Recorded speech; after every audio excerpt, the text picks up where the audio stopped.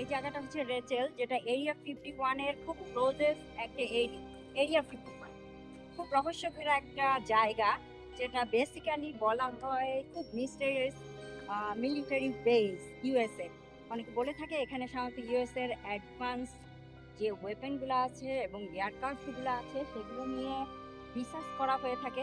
আমি এখন যে জায়গাটায় দাঁড়িয়ে আছি ঠিক সেইখান থেকে আরো 20 মাইল যদি আপনার ভিতরে যান তাহলে হয়তো এরিয়া 51 এর জাস্ট এন্ট্রিটা দেখতে পাবেন, কিন্তু এটা পাবলিকলি সেখানে যাওয়া যায় না বা কেউই সেখানে যেতে পারে না।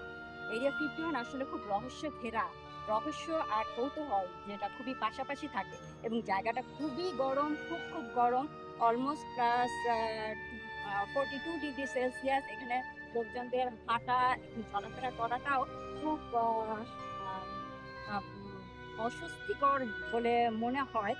তাই এরিয়া 51, এবং অনেকে বলে যে এখানে নাকি এলিয়েন নিয়ে রিসার্চ করা হয়, অবশ্য সেটাও খুব আনক্লিয়ার, এখন পর্যন্ত মানুষ জানেন।